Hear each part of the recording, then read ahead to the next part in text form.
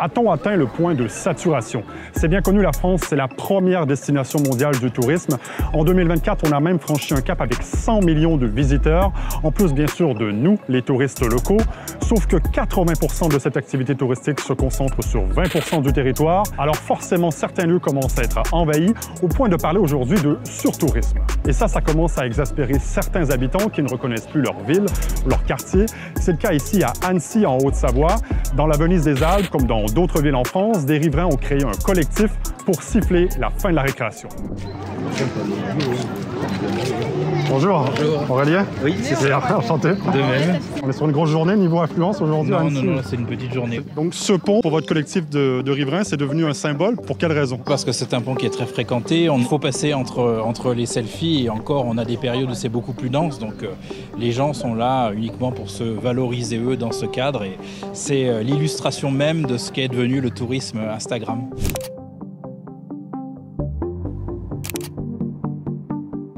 Comment vous le définissez justement, vous, le surtourisme? C'est un excès de fréquentation. Ce n'est pas le tourisme en soi qui pose problème, c'est le fait qu'il y ait une très forte concentration ici sur nos lieux de vie et qui nous amène en tant qu'habitants à mettre en place des stratégies d'évitement. Ah oui, c'est des perches à selfie. Donc vous trouvez ça un peu envahissant, quoi? Oui. Ça crée effectivement un rejet et la population ne vient plus en centre-ville, en vieille ville l'été, ils nous le disent. Annecy, c'est 3 millions de touristes par année pour une ville de 130 000 habitants. C'est un ratio très élevé, comparable par exemple à Amsterdam, une autre ville européenne touchée par le surtourisme. Il faut dire que ces visiteurs se concentrent dans un tout petit périmètre d'environ 1 km² qui correspond à la vieille ville d'Annecy. Le lieu est très instagrammable, comme on dit, et c'est d'ailleurs un effet pervers de ce réseau social. Quand on regarde les photos, on a l'impression qu'il n'y a personne, qu'on aura pour nous seuls ce magnifique décor, alors que finalement... How did you heard about Annecy? We was researching the most popular places in France, and Annecy came up in the top 3.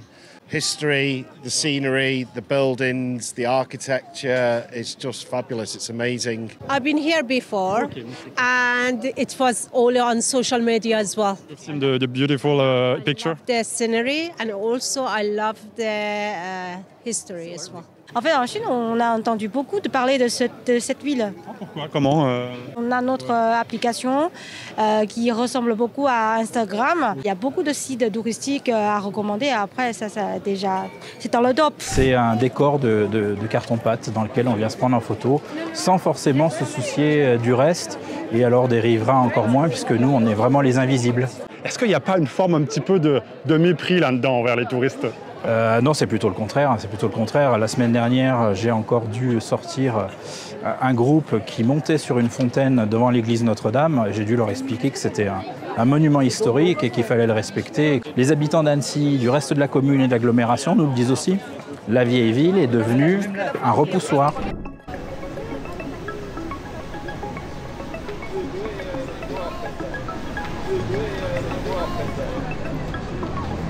Excusez-moi madame, bonjour. Est-ce que vous habitez à Annecy? Oui.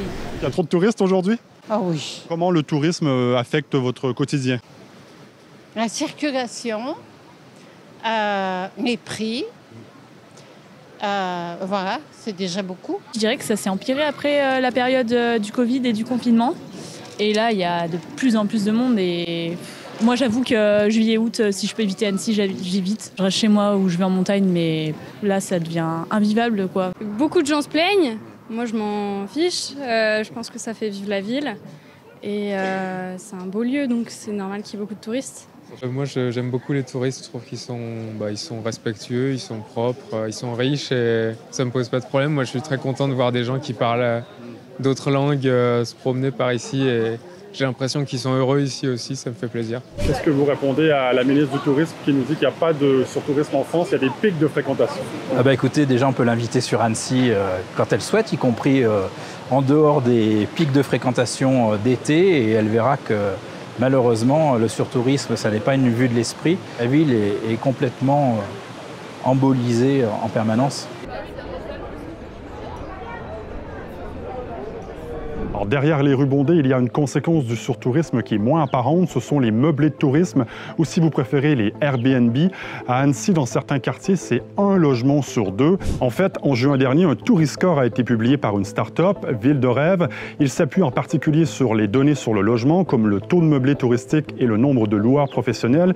Et il s'avère qu'Annecy est parmi les quelques villes où les indicateurs sont tous au rouge. Et ça a des conséquences sur chacun, sur la capacité à se loger, pour les classes moyennes, les classes les plus précaires et les étudiants, parce qu'il y a de moins en moins de logements disponibles et ils sont de plus en plus chers. Le prix au mètre carré a explosé. Certains peuvent se le permettre car Airbnb, c'est très lucratif. Moi qui suis né à Annecy, c'est vrai que j'ai de la chance de pouvoir travailler en Suisse, mais sinon j'aurais jamais pu habiter à Annecy et du coup il faut partir à quelques kilomètres. Donc c'est vrai que ça devient un peu frustrant en étant né ici. Vous avez le souvenir d'une ville quand vous étiez plus jeune qui était plus populaire, moins touristique? Oui, beaucoup moins. Ouais. Mais bon, après le tourisme il en faut quand même parce que ça fait vivre la région, mais après voilà, il y a des limites à tout. Là, vous voyez que vous avez une offre commerciale où on vend des gadgets et des vêtements dans la rue.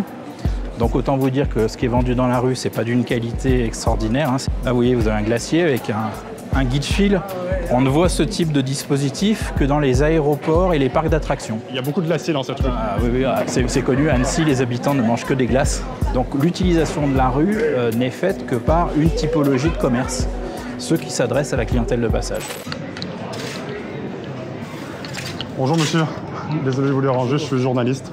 Je fais un reportage sur le tourisme, j'ai cru comprendre que c'est un sujet ici à Annecy.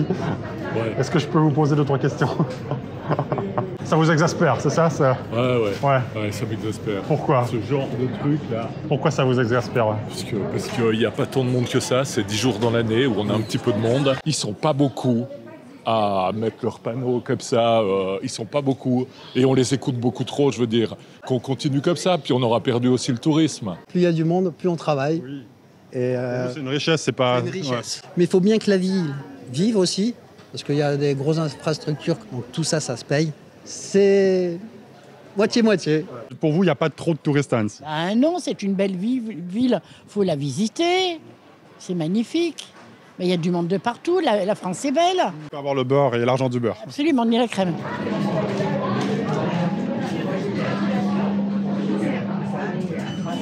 Le commerce de proximité, il s'estompe peu à peu parce que vous avez plus que du Airbnb et puis des gens qui sont en vacances. Alors c'est pas toujours des consommateurs très qualitatifs, si vous voulez. C'est des gens qui vont pas chercher forcément une qualité, qui vont chercher un prix plutôt. Donc voilà, pour moi, pour la qualité de mon commerce, en tout cas, ça marche pas, quoi. Vous voulez des habitants, une vie de quartier, quoi. Une vie de quartier, oui. Les gens, ils ont tous fui les uns après les autres. Moi, je suis pas né à Annecy, mais je suis là depuis que j'ai 5 ans. Les gens du quartier, on les a vus se sauver parce qu'au bout d'un moment, ça devient invivable.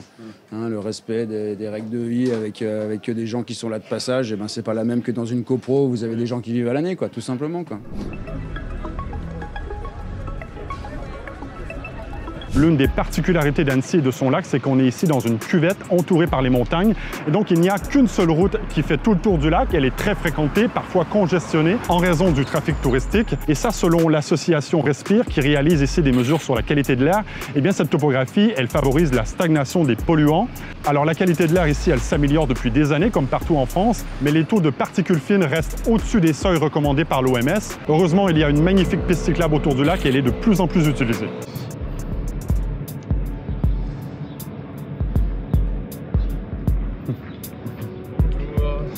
Bonjour, monsieur le premier adjoint. Excusez-moi du retard, j'avais un café avant qui s'est un peu éternisé. Expliquez-moi un petit peu, c'est quoi ce règlement? Comment ça fonctionne? Alors ce règlement, en fait, on a divisé la ville en 3 zones. Et effectivement, la zone prioritaire, c'était la vieille ville. Parce que dans la vieille ville, on avait des immeubles entiers, 12 appartements, que des Airbnb. Et on n'a plus de vie de quartier. Et du coup, ça change tout. Et ça, c'était inacceptable. Et c'est pour ça que nous, on est venu justement mettre des quotas, dire OK, on n'est pas contre Airbnb, mais on veut que ce soit diffusé sur le territoire. Parce que le droit au logement est, j'espère en tout cas, plus important que le droit à la propriété. Alors, mis à part l'encadrement des logements Airbnb, on voit émerger plein de solutions pour lutter contre le surtourisme. On a mis en place des quotas sur l'île de Bréhat en Bretagne ou encore une taxe d'entrée à Venise en Italie. On parle aussi de plus en plus de démarketing, c'est-à-dire ne plus faire de publicité, voire montrer les aspects négatifs comme l'image d'une plage bondée. La ville d'Annecy ne fait plus de publicité d'elle-même. On n'a plus besoin de payer des millions. Maintenant, une vidéo TikTok, Instagram qui fait 3, 4, 5, 10 millions de vues sur Annecy, c'est devenu régulier. On parle aussi de quotas. Est-ce que c'est possible dans une vieille ville comme ça? Il y en a certains, oui, qui voudraient, ou comme à Venise, mettre des barrières. Alors, comme ça peut paraître séduisant. Après, il faut aussi, et nous on est aussi en responsabilité, 30% de notre PIB ici, du produit intérieur brut, dépend du tourisme. Donc il ne faut pas non plus détruire ça. Le but, c'est quand même, je pense, de répartir sur le territoire. On a un territoire immense, magnifique, et surtout, il faut arriver à ce que nous, on régule les flux pour dire allez plutôt à cet endroit, allez ici. Comme ça aussi, ça protégera les habitants. Bonjour, désolé de vous déranger, je suis journaliste. Moi, j'ai bossé dans la vieille ville, c'est un enfer. C'est le prix à payer aussi pour habiter dans un endroit aussi joli. C'est le prix à payer, oui, mais combien de temps? Parce que les salaires, ils augmentent pas. C'est soit on continue à aller manger au restaurant, dépenser des sous dans notre ville, soit on va à l'extérieur et puis on dépense nos sous à l'extérieur où c'est moins cher. Et du coup, c'est plus notre ville. Et du coup, c'est moins notre ville.